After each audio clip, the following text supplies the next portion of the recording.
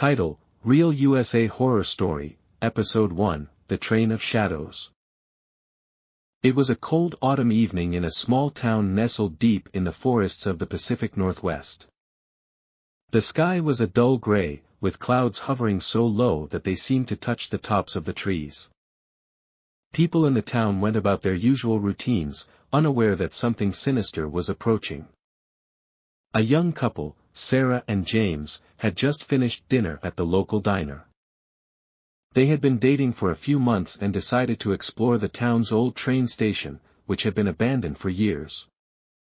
The station, built in the 1900s, was once the heart of the town, but now it stood in ruins, overtaken by nature. As they walked down the narrow path leading to the station, the wind began to pick up. It whispered through the trees, carrying with it a sense of unease. James, always the adventurous one, turned to Sarah and smiled. "Come on, it'll be fun," he said, trying to lighten the mood. Sarah wasn't so sure. She had heard stories about the station, about how people had disappeared near the tracks. They reached the station, its structure barely holding up against the test of time. The wooden planks creaked under their weight as they stepped onto the platform. There was something eerily quiet about the place, as if it was holding its breath. The only sound was the distant call of an owl, hidden somewhere in the darkness.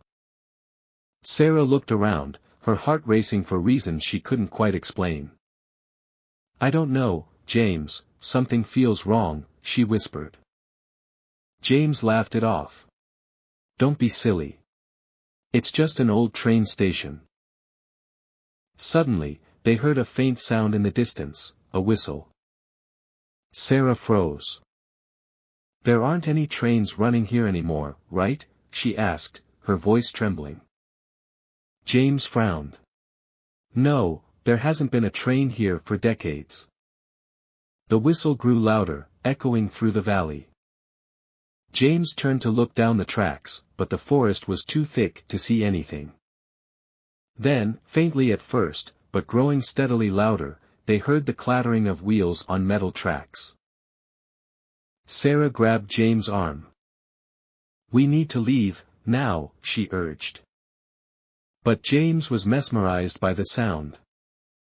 He moved forward, as if in a trance, staring down the abandoned tracks. The sound of the train was deafening now, but there was no train in sight. The tracks were empty. Yet, the screeching of brakes and the hiss of steam filled the air. Out of nowhere, a blinding light appeared down the track. It was coming fast, barreling towards them. But something was wrong. The light wasn't attached to any physical train. It was just, floating, growing larger and larger, as if a ghostly engine was racing through the forest. James, in a daze, stepped closer to the edge of the platform. "James, stop!" Sarah screamed, pulling him back just as the invisible train roared past them. A powerful gust of wind followed, nearly knocking them off their feet. The platform shook, and for a moment, everything went black. When Sarah opened her eyes, the station was silent again. The air was still, and the distant sounds of the forest returned. But something had changed. James was no longer beside her. She looked around frantically, calling his name. "James! James, where are you?" There was no response. She ran down the platform, searching, her heart pounding in her chest. Then she saw it. A shadowy figure stood at the end of the tracks, barely visible in the dim light. It wasn't James. The figure was tall, with a broad-brimmed hat and glowing red eyes. Sarah felt a chill run down her spine.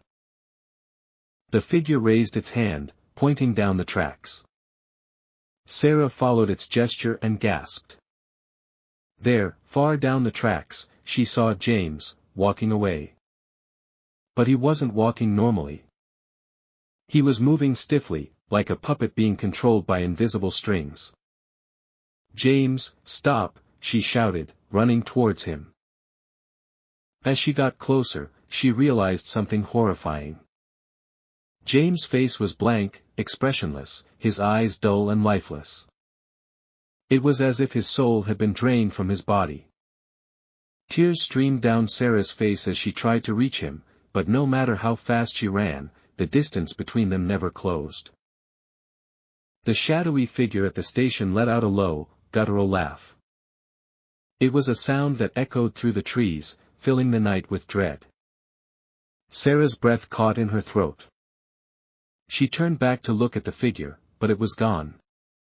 In its place, there was a train. But this was no ordinary train. It was old, its windows cracked and broken, its metal rusted and decayed. The train's cars were filled with shadowy figures, their hollow eyes staring blankly at her. The door to the nearest car opened slowly, inviting her in. Sarah's heart raced. She knew she should run, but something held her in place. A voice whispered in her ear, "Join us, we've been waiting for you." Sarah shook her head, backing away, but the train's pull was too strong. Her feet moved on their own, dragging her towards the door. As she stepped inside, the door slammed shut behind her. The train lurched forward, and Sarah felt a cold hand grip her shoulder. She turned to see James sitting across from her, his eyes still lifeless. "James, what's happening?" she sobbed. James didn't respond. Instead, he slowly raised his hand and pointed out the window. Sarah looked, and her blood ran cold. Outside the window, she saw herself standing on the platform, staring at the train. But how could that be? She was inside the train. She tried to scream, but no sound came out. The train sped faster and faster, the world outside a blur of shadows and whispers. Suddenly, the train jerked to a stop. The doors creaked open, and one by one, the shadowy figures began to disappear into the darkness. Sarah tried to follow them, but an invisible force held her in place. Then, the shadowy figure from before appeared again, this time inside the train. It leaned in close, its cold breath chilling her to the bone. "You should have never come here," it whispered. And with that, everything went black. When Sarah woke up, she was lying on the cold, hard ground. The train was gone, the station silent once again. But James was nowhere to be found. She stood up, dazed, and began walking back to the town. As she neared the town square, she saw something that made her heart stop. There, on the notice board, was a missing person poster. It was James' face staring back at her. But the date on the poster wasn't from last night. It was from 10 years ago. Sarah stumbled back, her mind racing. Had she been gone for 10 years? Or had James disappeared long before she even met him? The truth was too horrifying to comprehend. She ran back to the station, desperate for answers, but when she arrived, the station was gone. In its place was nothing but an empty field, overgrown with weeds. The train, the shadows, the station, all of it had vanished, as if it had never existed. Sometimes, the past holds on to us in ways we cannot understand. It's best to leave certain places, and certain people, undisturbed, for not everything that is lost wishes to be found.